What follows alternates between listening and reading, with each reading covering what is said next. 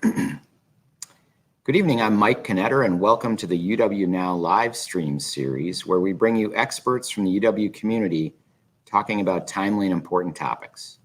The labor market is a hot topic these days, especially here in Madison. You might have heard Chancellor Blank will be leaving her post in the summer of 2022 and moving to Northwestern University just down the road in Evanston. While we're delighted for her, we'll certainly miss her at UW. She's had a great run. By the time she concludes her tenure here, it will be about 9 years, which is one of the longer runs by a chancellor in recent memory, and certainly comparable to what we see around the Big Ten. She's had many fantastic achievements. And while it's never a great time for a chancellor transition, we'll be concluding our comprehensive campaign this December. And so the time is right to probably reload and get ready to start a new era here at UW-Madison. So we'll miss Becky, and I promise you we'll have her back on the show yet before she makes her way to Northwestern, and give her a chance to interact with you one more time and answer your questions. And with that, let's talk about the labor market more broadly. It continues to be an obstacle to a full economic recovery, and many analysts are reducing their outlook for U.S. economic growth as a result. There are many potential explanations for why the labor market seems to be making a bit of a halting recovery, and we'll explore a few of those tonight.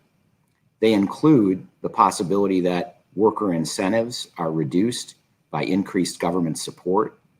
Could it be that there was more seasonality, and once we're past summer, future employment reports will show more progress? Or is it lingering COVID-19 concerns, or perhaps lack of childcare? All these things might have some merit. Which is most significant, and what can policymakers do about it? Tonight, we've got 3 experts on hand to discuss the impact and causes of the labor shortage. Remus Buenavicius is from Vistage Worldwide and Patina Solutions. Laura Dresser is from the Sandra Rosenbaum School of Social Work and the Center on Wisconsin Strategy. And Kim Ruhl joins us from the Department of Economics. Thank you all for taking time out of your Tuesday evening to share your thoughts with our audience. Our first guest tonight is Kim Ruhl, the Mary Sue and Mike Shannon Distinguished Chair in Economics. Kim is also the Associate Director of the Center for Research on the Wisconsin Economy, known affectionately as CROW. Kim's research focuses on international economics, models of firm heterogeneity, and national income accounting. He's currently a research associate at the National Bureau of Economic Research and a special sworn employee of the U.S. Bureau of Economic Analysis, where he studies the ways that multinational firms produce and sell goods and services around the world. Kim earned his PhD in economics from the University of Minnesota, and I always say you can never have enough of those guys. Kim, thanks for joining us on the show again. You've been with us before. There's a reason we have you back and leading us off tonight. Why don't you give us your perspective on what's going on in the U.S. labor market? Sounds good. Thanks, Mike, for having me. This is always a good time. Next slide, please. So I would just kind of like to lay out maybe some of the details of the situation here tonight, and then let Remus and Laura talk more maybe about some of the whys of what's going on. This is an incredibly complicated sort of situation with lots of different ways to come at it. We could talk about it across different types of demographic groups, men and women, high skilled, low skilled. I'm going to kind of take sort of a high level approach today, and then maybe we can fill in more details as questions come up. So I want to just kind of touch on the idea that labor markets, an economist's view of labor markets is that labor markets are slow to adjust. So I'll talk a bit about that. There's certainly a lot of unmet demand right now. Somewhere around the order of 3.2 million jobs are unfilled right now compared to what this would have looked like in 2019. Labor supply, I would talk about a few of those factors there. I think some of our panelists going to have a lot to say about that and what's going on. And then if there seems to be a lot of unfilled jobs and not a lot of workers to fill them, we should expect to see something happening in wages. And so I'll try to talk a little bit about what we see in the wage data. Okay, next slide.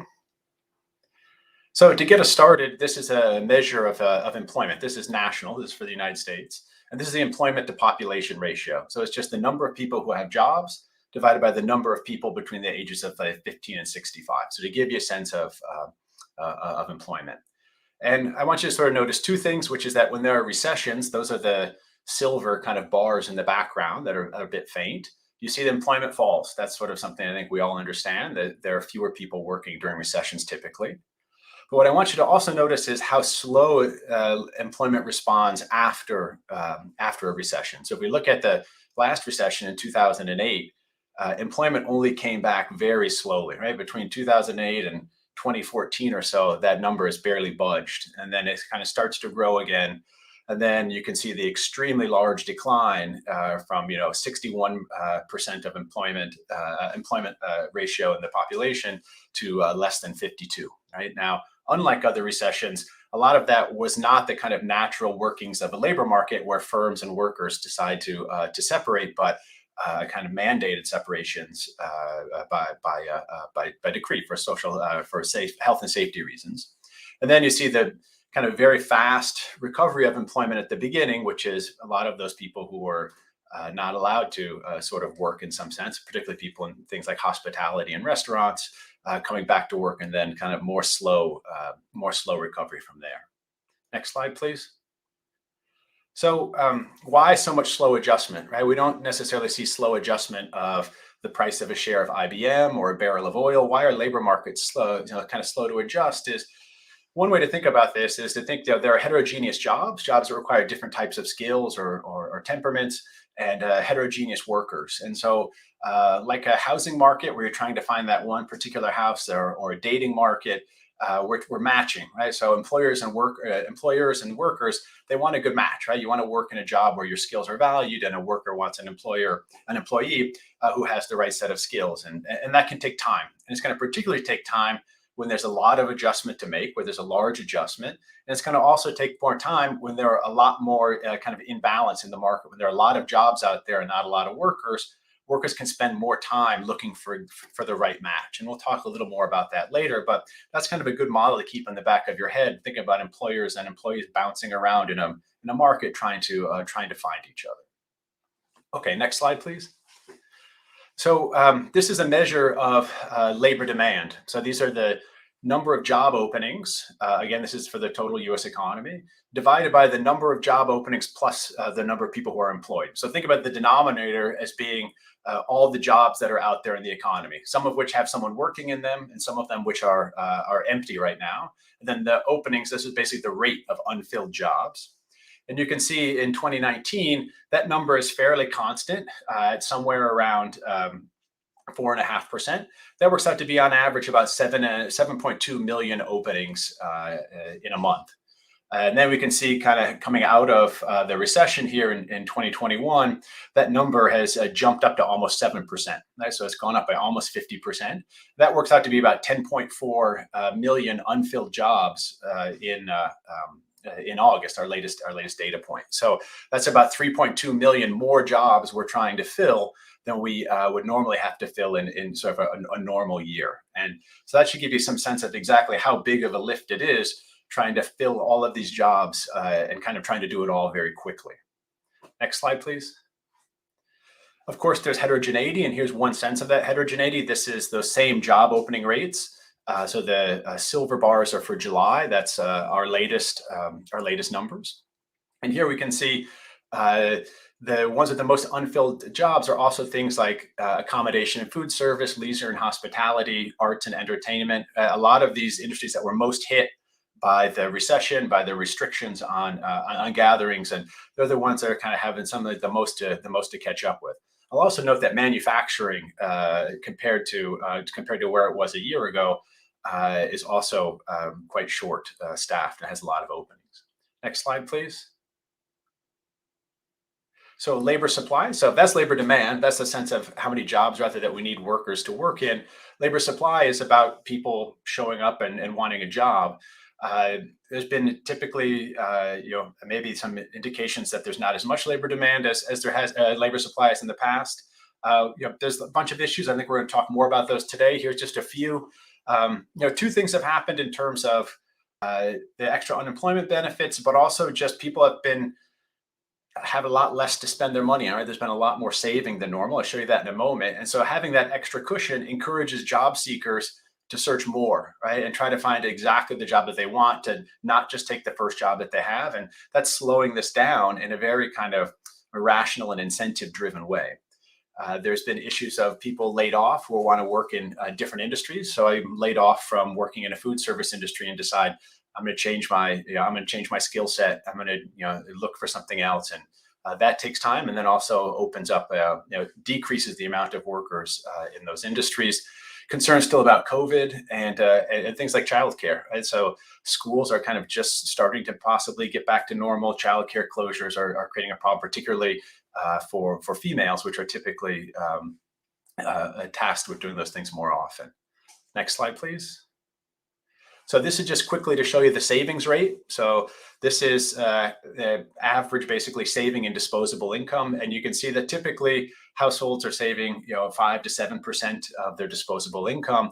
This jumps up to almost 35% during those years. So partially because of extra income, but often just because there was less to spend your money on during lockdowns. A lot of households had significant cushions moving into the kind of post-recession, and that's allowing them to search longer and harder for the job that they really want.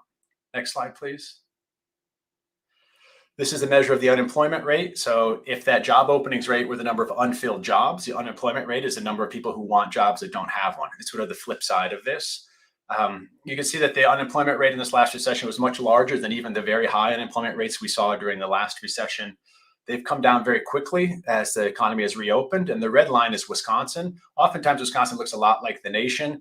In Wisconsin, the unemployment rate has come down very quickly, and it's one of the lowest in the nation typically. And so again, that means there's even fewer workers out there who are looking for jobs to be matched with the ones that are open. Next slide, please. So next slide, please. So I'll show you just a market, and then putting those two pieces together, the supply and demand. This is what we call a measure of labor market tightness. So what these numbers are, if you look at the y-axis, this is just the number of job openings per unemployed person. And so you can see that the labor market has gotten sort of very tight. But even before COVID hit, there are 1.2 basically open jobs per person looking for a job, and that dropped briefly during the recession. Now it's jumped right back up. It's almost up to 1.3 jobs, where you can see these are much higher than they've been in the past. So really showing that it's a tight labor market right now. There's not a lot of people to fill the jobs that are open. Next slide.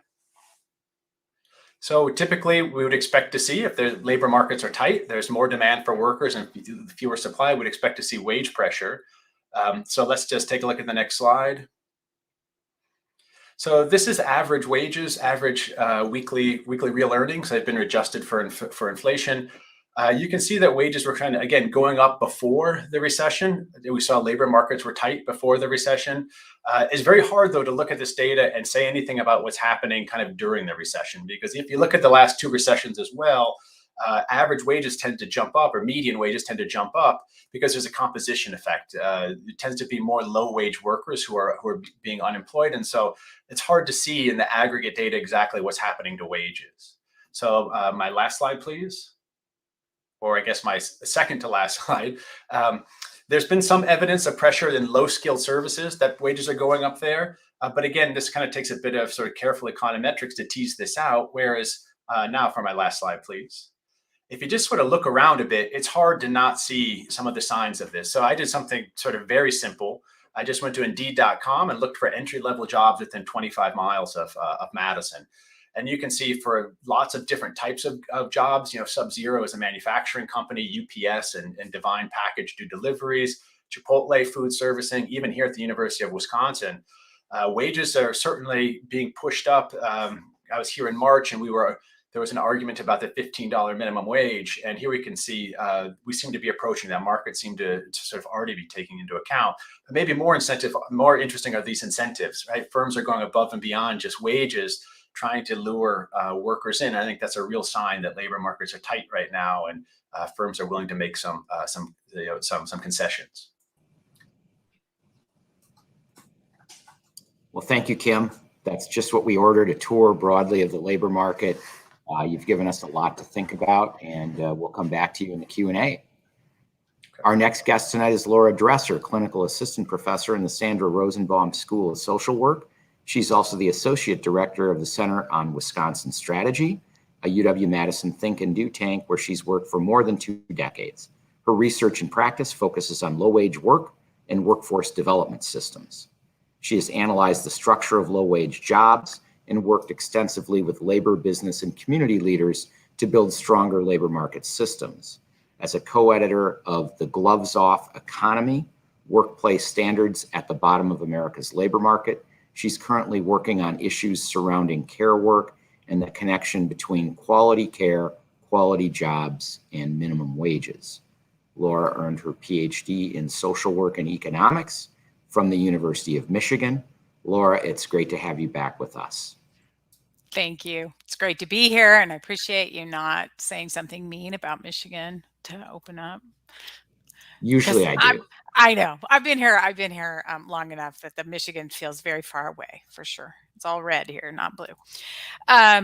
So appreciate getting to be here with you and talk about this important issue, and also grateful for the good tour, as Mike said, that Kim offered of the labor market and what's going on. I think there's a couple things that I would call attention to just to kind of fill out the question of demand, and really to settle into some of the questions of the distribution of opportunity and what this kind of moment of shortage might actually mean for workers. So that's sort of the trajectory I'm going through. I agree absolutely that we're seeing what is some sort of slowness in adjustment for sure. But I also know that one of the things is I track the job side of the labor market as well. And there the picture is that the Wisconsin economy has 120,000 fewer jobs today than it did in February of 2020. And also that that's really, and part of the reason I look at that is to see where those jobs are. And the job losses are most severe in restaurants, right? Food and beverage, the places that bring us together. I think one thing to remember is that demand has changed, right? We can see this in the savings, but also I think there is less demand in restaurants and in the places that bring us together because there are still fewer events. There are still fewer people interested in going out. The Delta variant sort of changed people's willingness to be together in enclosed spaces. So I think, another thing that's going on in addition to the question of demand is like the question of supply and where are workers. I think we think that every change to the restaurant industry has been a result of restaurants not being able to find workers, but also many of the people who are watching probably aren't going out as much as they were before the pandemic. And to think about, there's so many processes going on here about people's behaviors changing, people's evaluation of a health threat changing, and people's willingness or position in the labor market. All of that's kind of going on at once. And I think that's another place where we kind of get a slower adjustment.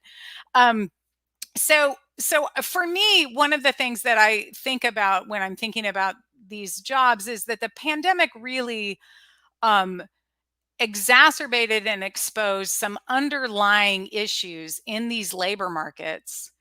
And those are issues relating to low wage jobs and gender inequality in the way we think about the distribution of care work.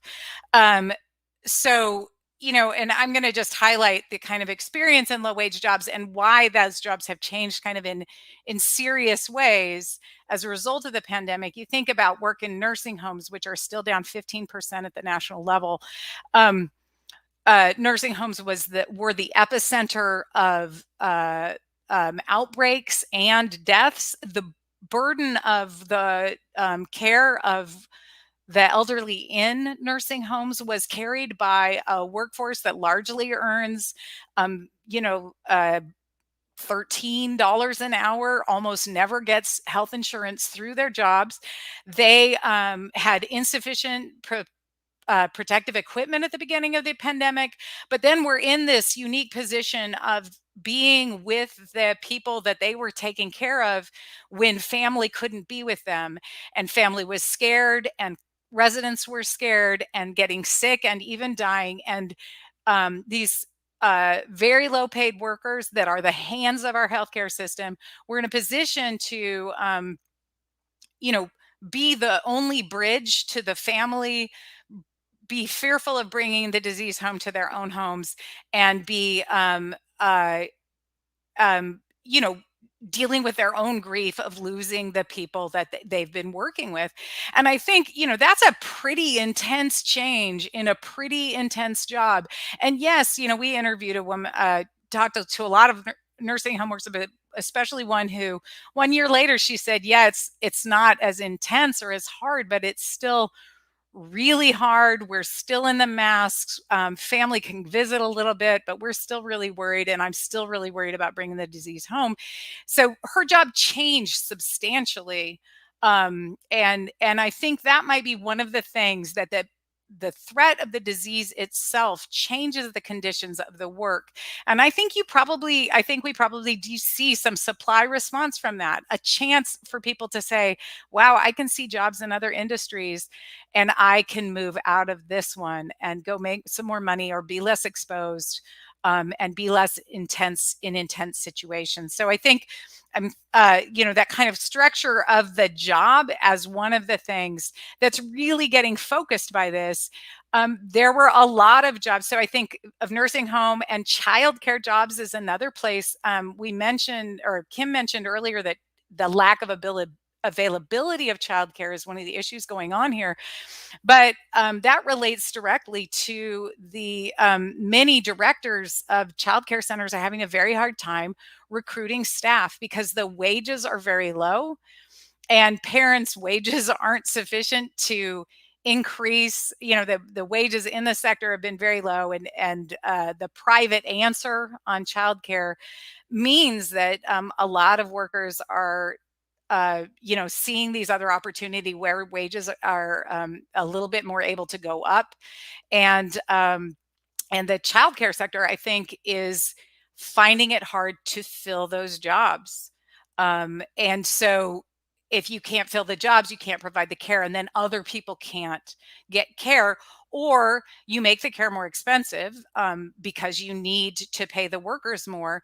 But again, then the workers higher up with higher incomes can deal with the price increase. But those in the very low wage jobs, it just becomes even more untenable. There's, you know, recent reporting around the cost of childcare being more than housing for a series of families in Greensboro, in the Carolinas. And I just think that, you know, and in the state of Wisconsin, and infant care costs $12,000 a year, you know, so finding care ends up being really important to the worker side, but then also to the economy side. And we have a problem on the worker side that I think spills out to the economy side, especially because women have taken tend to take the burden of care, as Kim mentioned, and the disruption of care and the disruption of schooling last year. I mean, fortunately, the largest districts in the state are back to in-person schooling, and that makes an enormous difference for moms, working moms. But in the last jobs report in September, all of the additions of jobs in the national economy were men, and women actually their work decreased. You can see the pressure of care taking women out of the labor force. So I think there's the kind of structure of low wage jobs, and how this pandemic has made them more evidently hard. And there's a lot of, I think, rethinking and moving into higher wages. There's also evidence that workers, and again, this is very fragile evidence. I agree with Kim. The evidence on wages is not as strong. We can point to a lot of maybe anecdotes on the serious question real shortages, but we don't see as much evidence of upward pressure in restaurants. A little bit, we can see hours increasing at the national level and wages increasing a little bit in food and beverage, and that's a place that sounds like that's actually evidence that there's a little wage evidence on the shortage.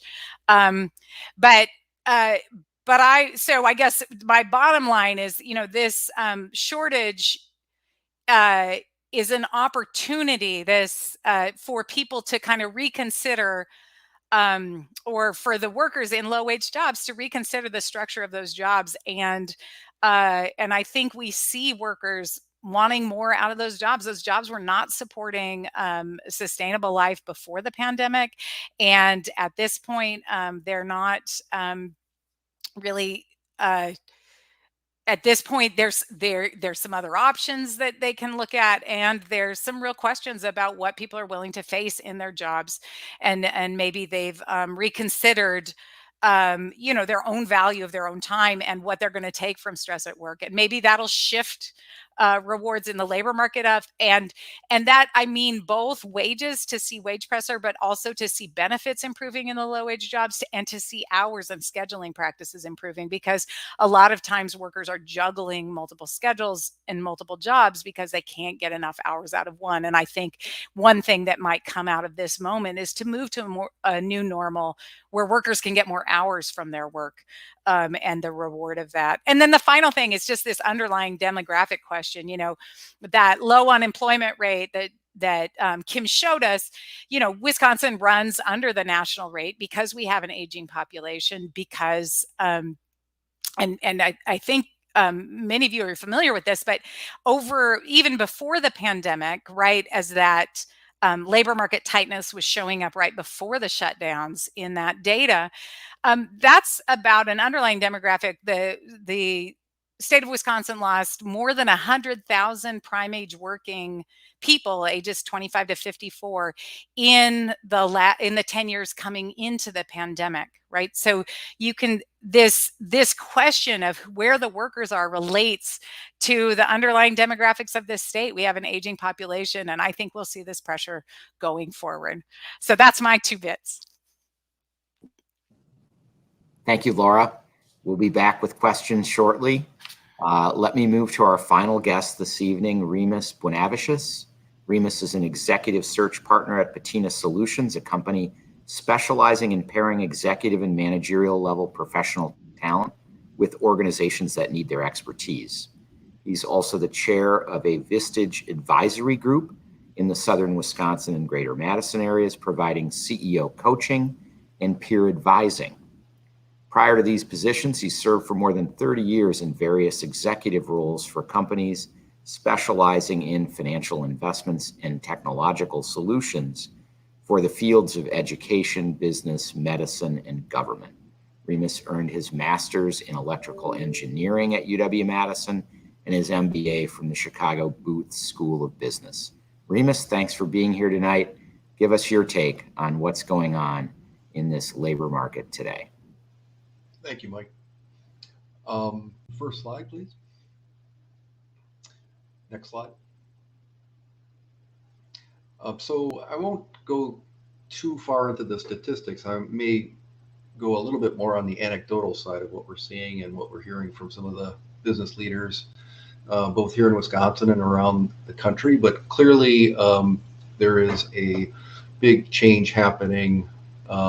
We're seeing a big change in terms of the potential workers who are unemployed, but also the jobs that are open. And so an economist from Forward Bonds says it isn't about quitting or childcare problems. It's about the economy. The economy is as strong as a bull, and that's why there's a tremendous need for jobs. And there's probably a misalignment of skills related to the people who are looking for work versus the jobs available. Next slide. Of course, everyone has highlighted the baby boomers that are leaving. We have 3.2 million boomers retired. If I can be, I'll be a little bit cynical, which I'm known to be sometimes.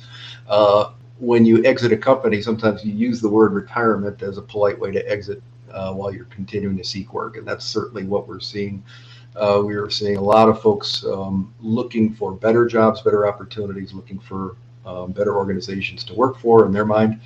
Also, this discussion of the gig economy. So with online platforms, the ability to work at home, it's given the ability for independent workers to really hang their shingle and go out and find better opportunities. And I think this is a rather dramatic statistic. Over 13 million people added or categorize themselves as independent workers. And then, of course, the aspect of not actively seeking work. We've already heard on the COVID-19 concerns, childcare demands. I can also say that there is an aspect of fear or anxiety in going back to work, especially when you start hearing daily the stories of people traveling, being harassed as someone that's working in the airlines or even in the restaurants. Next slide, please.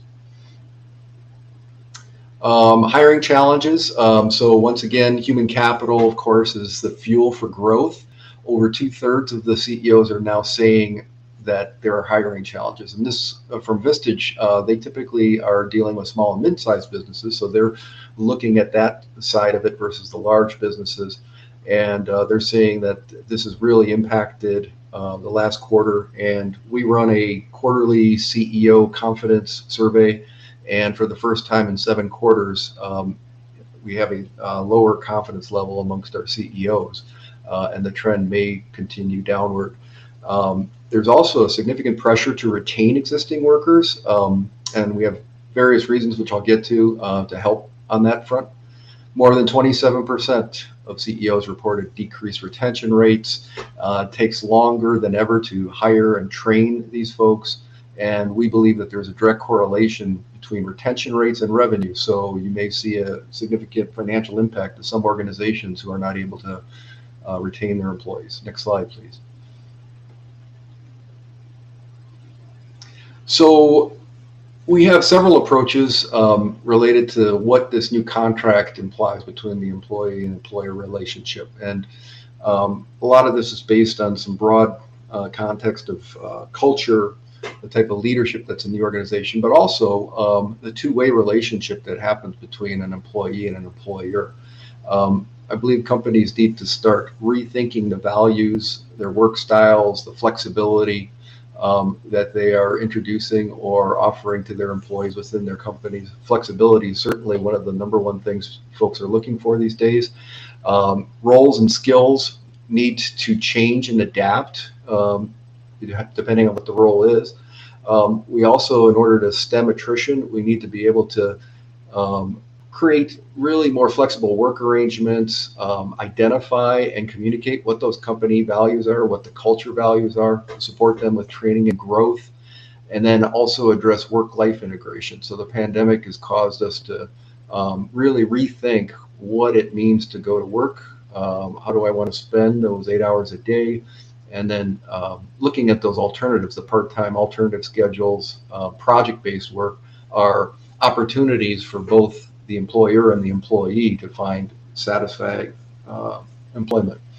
Next slide, please. And in terms of how we look at employees and how they value a company and what really is important to them, growth is very important. Training, opportunity to advance, these are always quite important. But what we're seeing now are the empathy factor. So is the organization caring? Does it provide challenge in a constructive way? Employee and leadership development programs need to be developed so that the company itself is demonstrating that they're investing in their team members. The same goes for executive level, middle management level in terms of professional leadership development. Are organizations allocating enough for training and education programs? We typically see that either they do not, or that it's unused or untapped in terms of offering this up as an incentive to employees.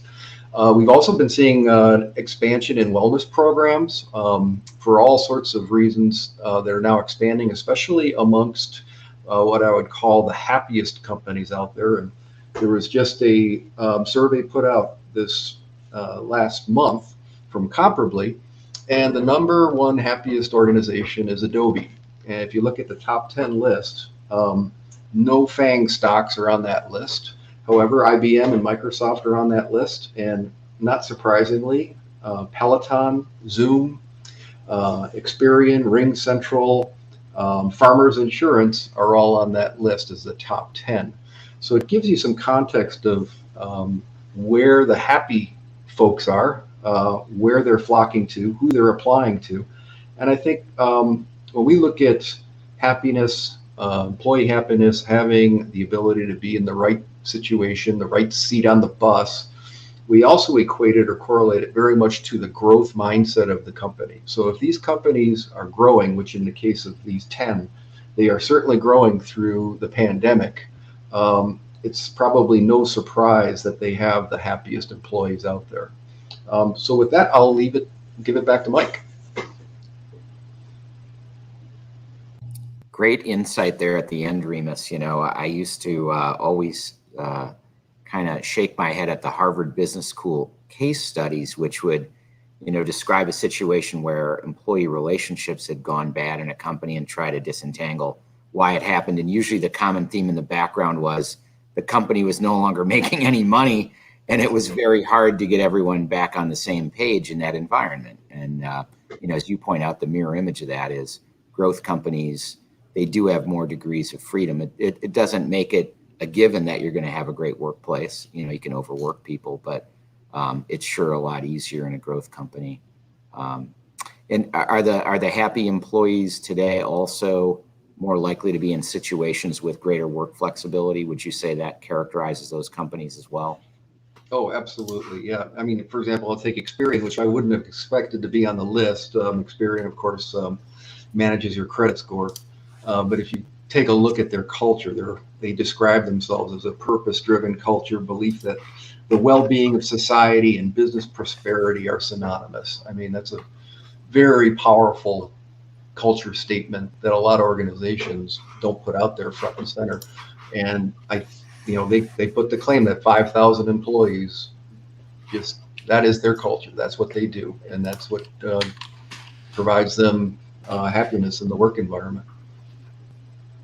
Laura or Kim, what do we know about the return to office work modalities that we're seeing? You know, it seemed like a lot of companies were headed back to, you know, everybody's going to be in the office after Labor Day. Maybe that was in the belief that everybody's going to be back to school, kids can be back in childcare. The Delta variant kind of got in our way.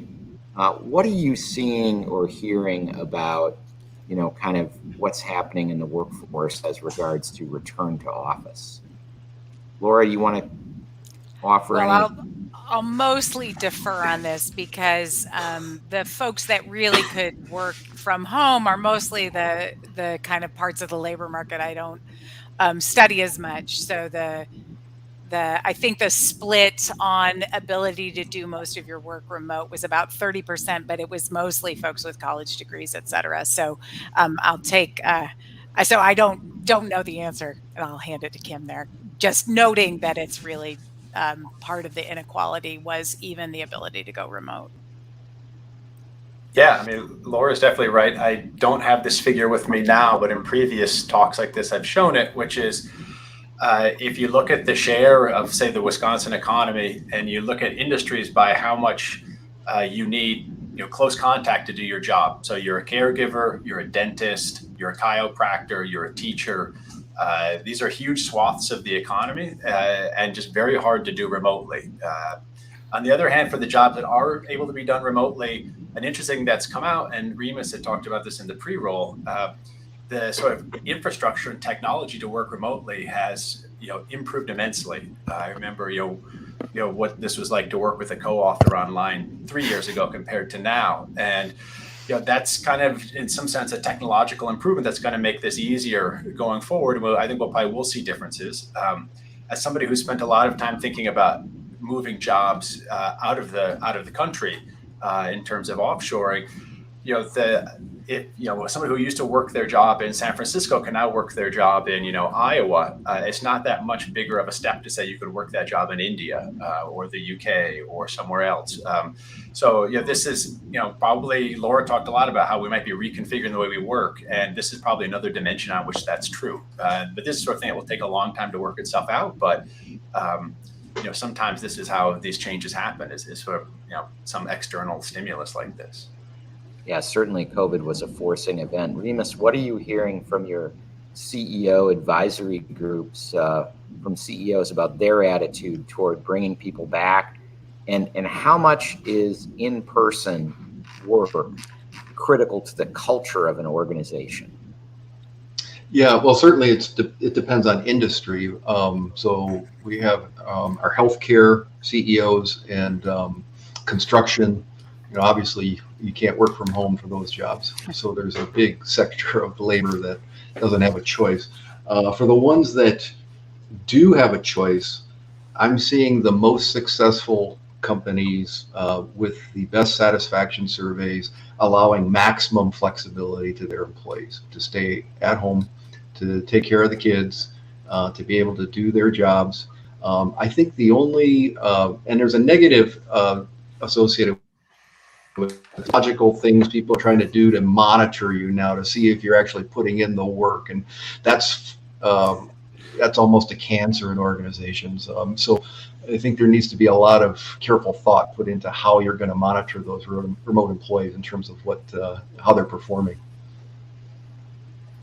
I'm going to go to an audience question from James Rotenberg. He wonders, how well does the data capture the gig workers and contract workers, and especially those who don't wish full-time employment?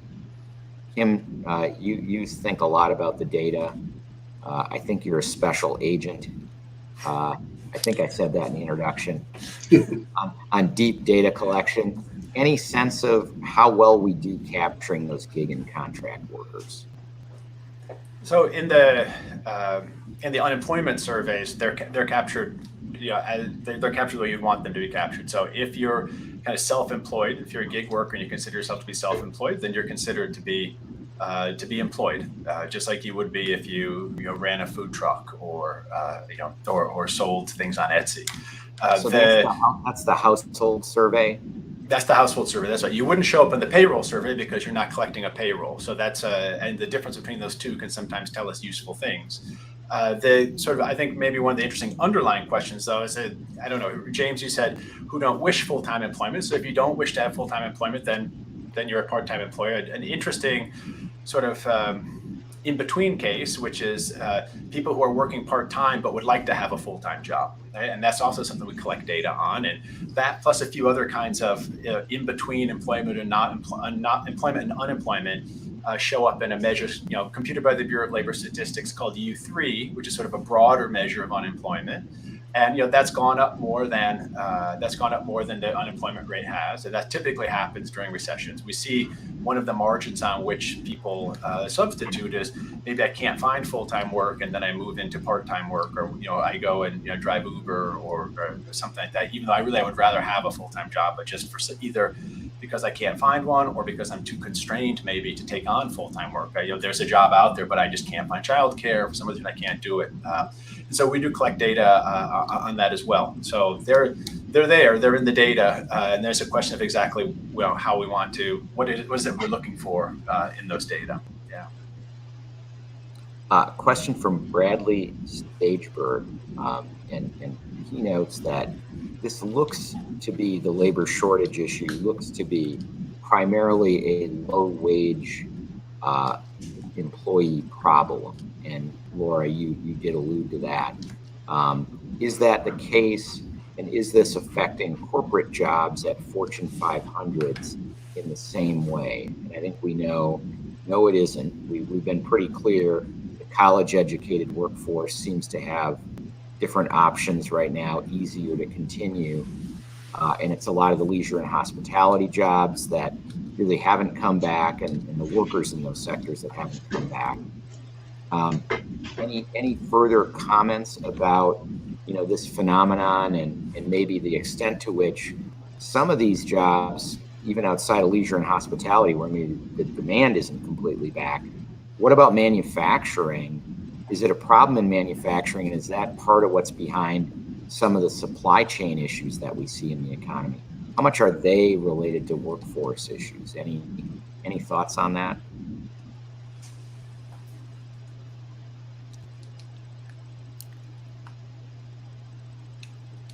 All right, I'm going to call on Remus from your CEO group.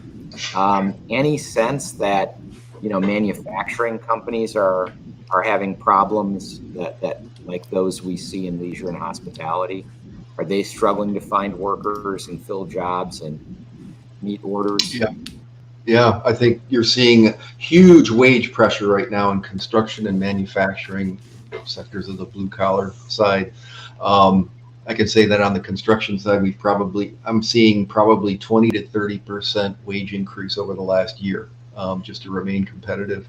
Similarly, on the manufacturing side, there's also a lack of skilled labor.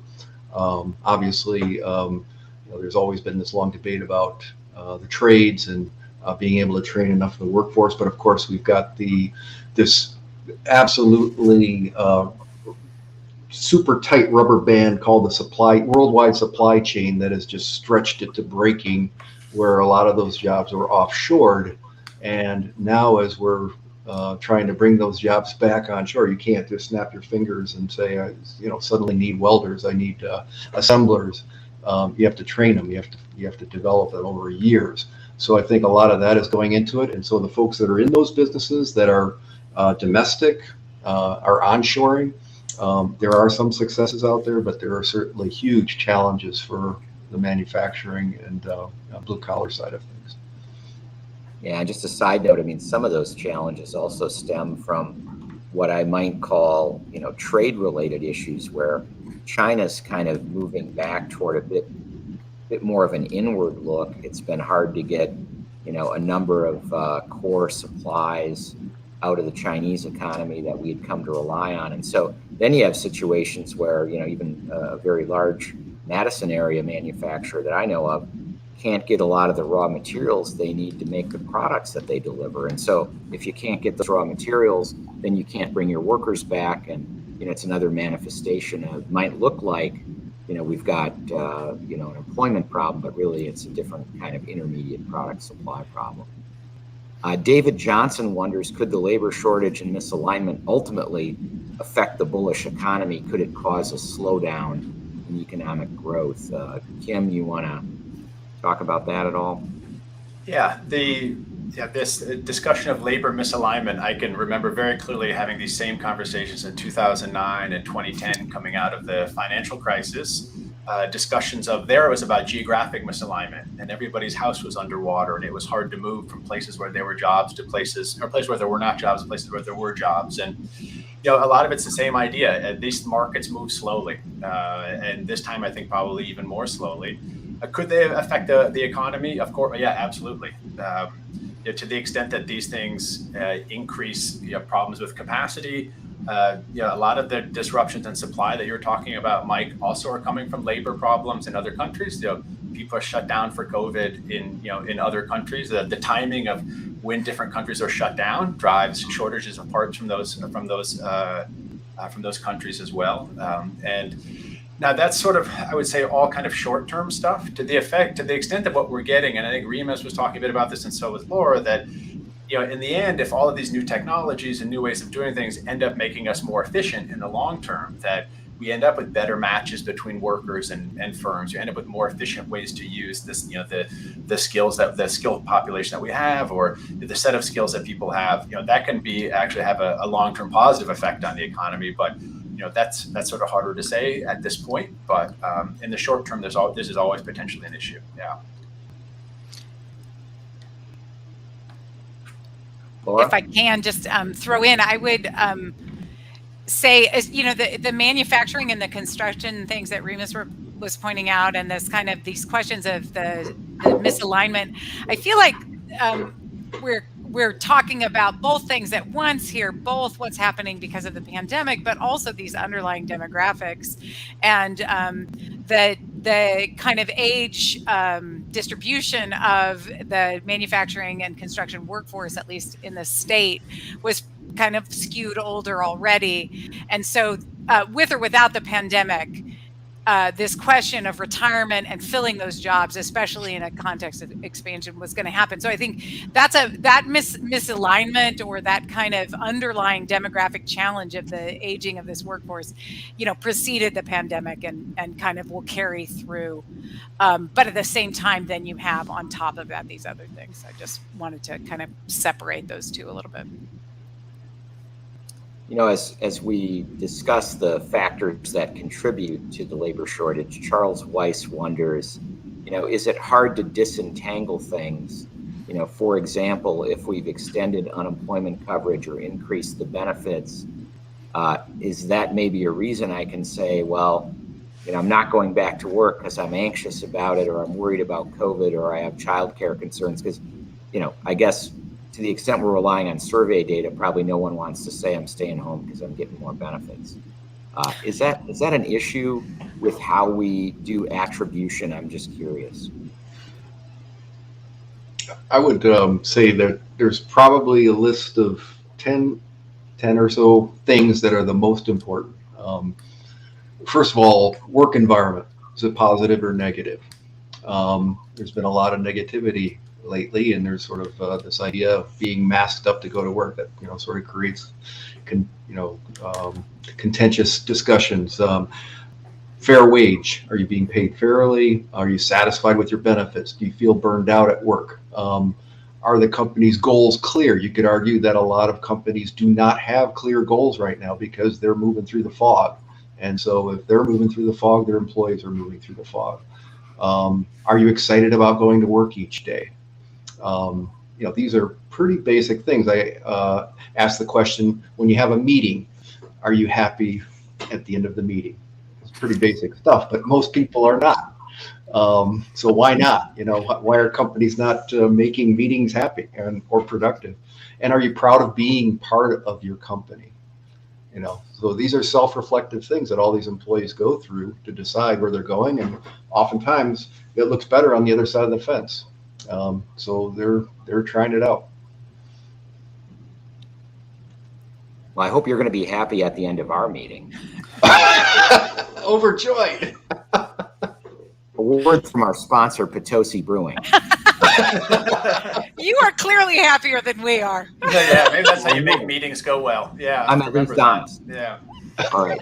Todd Sherman wonders, would government subsidies for childcare fix the childcare worker shortage issue? Laura, do you have thoughds about that? I do have thoughts about this. I mean, I think, there was a kind of comparison, across OECD nations about the share of public dollars that go to kids before they're 5, per head. And the OECD average is, I think, close to 10,000, and the U.S. investment is like $500, right? Kids are privatized. And it isn't until they go to school that they benefit from the public investment of our school system, right?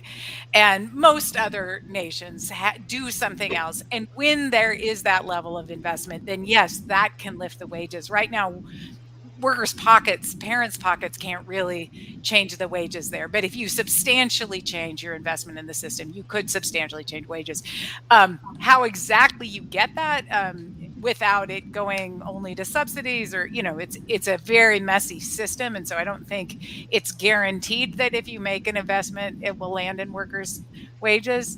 But it will definitely take an investment to get the wages up. Question from James Rotenberg.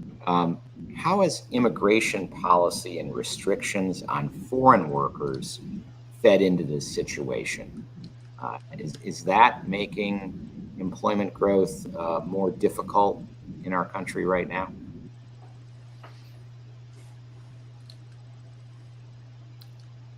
I guess I'll jump in if you like. This follows up a lot on what Laura was talking about, which is the United States is an aging economy. The baby boom generation are getting old and they're retiring. And this is in general, this is sort of a transitional thing where there's this demographic hump, but we're kind of right in the thick of it. And, this is happening even faster in Europe. Countries are getting older, right? And the dependency ratios are going up. The number of people who are retired relative to people who are working is getting larger. In the US, that's directly puts stress on the social security system, which nobody talks about anymore, but at one point was a big issue. People talk about that Social Security would go bankrupt. I guess we have bigger problems to solve right now. But one of those solutions is immigration. Immigrants tend to be younger, they tend to have more children, and that helps fix demographic problems along the lines that Laura has pointed out, that all across the U.S. and more so in Wisconsin than the national average, where people are retiring, and that's something we've known was going to happen for a long time. It's something that we can't do a whole lot about, unfortunately. It would be nice if we could roll back the clock on this stuff, but we do get old, and that is a particular way to do it. I think a lot of my interaction with this sort of system has been in kind of the skilled work visas, H-1Bs and things for people on that end. To the extent, though, that there's also low-skill immigration that could that might also be needed. Is again, that's sort of something about working out the details. But yeah, certainly immigration is something that in the past has benefited the U.S. economy. Should the U.S. have an immigration policy that looks more like the Wisconsin Badgers football recruiting policy, where we actually try to encourage people that we think could be big contributors to come? And do we do that well enough? Laura? Anyone? I mean, whenever in the state of Wisconsin, if the Badgers are held up as a model, you say, yes, we should do that. but also, I do think this question that, Kim is pointing to, other nations, Japan as well, European nations, really watching population decline and trying to figure out what to do about it. Wisconsin is unique as we're older than most states, among the oldest ones around, mostly the upper Midwest. And we get fewer immigrants than other states. You could say this is because of borders, but you could also think about how you become a state that's friendly or attractive to the immigrants that this nation does get. And right now, I don't think Wisconsin has pursued much that would make this state friendly or attractive, uniquely for immigrants. And how about the nation as a whole? Are we doing a good job? I always feel like, look, we're all connected to the University of Wisconsin. We bring some great talent to the university from all across the globe. And I don't think we make it as easy for people to stay here anymore. It'd be almost like if the Badgers had a football camp and they brought people from all over the globe and then said, oh, you're really good, but you've been to our camp, you can't really stay here. Can't stay here. It's kind of unfortunate, I think, but we digress. But I do think immigration is an important potential part of the long-run solution to our labor market demographics that are not just a temporary COVID blip, but really a long-term trend that's been well documented for decades now. I guess I'd like to just give you all a chance for some final thoughts. And I guess what I'd like to hear, you can say anything you want, but among what you say, how long is it going to take before we have a labor market that looks a bit more like the pre-pandemic normal, in terms of some of the ratios that Kim was pointing out that are really out of whack? We've got bigger mismatches than normal, a lot of special factors keeping people from feeling comfortable going back to work, and then a lot of situations where the demand isn't there. Is it 6 months, 12 months, 2 years? What are your thoughts on that? Remus, you talk to a lot of CEOs. What do you think you're hearing from them? I think we're probably looking now at 2023 in terms of any sort of normalcy. I think it's going to be related to seeing pure confidence that COVID infection rates aren't going to come back. and the supply chain coming back to normal, because until the supply chain comes back to normal, there's just no way you're going to get back to a normal situation like we had. Kim? Yeah, it's definitely going to be measured in years, not months. It's, I'll be the economist and do the two-handed thing. So, on the one hand, a lot of the job loss was not through the natural attrition that happens during recessions. It was from, governments just sort of shutting things down. And so that has the ability then to bounce back fairly quickly as long as there are people there to work. And so that's on the other hand, is we are seeing these kinds of very kind of different situations depending on the type of work and the demographics involved that are slowing things down. And we're going to probably never get back to the levels we were at before for exactly the demographic reasons we're talking about. That employment population ratio has been kind of ratcheting itself down every time we have a recession. But kind of the thing of adjusting for that, it'll be probably a few years before we think that we stop talking about stuff like this and start whatever the next thing is we'll have to be worried about. Interesting. I guess you couldn't be Harry Truman's economist. I cannot be. I still have both. Of little consequence. Of little consequence today. Laura. Well, so I can't, I suppose I should defer to these two on the predictions since they're pretty broad anyway, on what the timeline is. But I guess for me, one of the things, and I know it's like what we really want is normal. What we want is what was before. And the one message I kind of have about this is what was normal before in our lowest wage jobs did not work. It was not sustainable for families. It was not good for kids. It was chaos for workers and for employers. And if we can build, if the new thing is not the normal, that's where I want to get. And that's what I want to see change, is that we get to a different place because of the pandemic, and it makes these jobs and the people who work in them, who we got to call essential for so long, like it honors that work and makes their lives more possible. And I think that takes some public policy and some private policy and some of these things that you see going on. But that's the one thing I don't want back to normal. That is a great final commentary. We won't be going back to the old normal for many, many reasons. And, not everything about the old normal was great, as you point out. So hopefully we'll see some better situations develop out of this. Thank you all for taking time out of your Tuesday evening to share your thoughts with our audience and me. Really appreciate all of you, and look forward to seeing you in person again soon. Thank you. Thanks for being with us tonight. We will be back on Tuesday, November 9th, when we discuss the nexus of climate, energy, and geopolitics. There's a lot going on in energy markets right now, especially in Europe. And people are watching that very carefully as another thing that could be a bit of a derailer in this nascent economic recovery. Look forward to seeing you again soon. And until then, on Wisconsin. You can try, but you'll never stop a badger. Because we badgers are born with curious minds and endless heart. When we see a curve in the road, we speed up. When there are mask shortages for first responders, we make our own supply chain.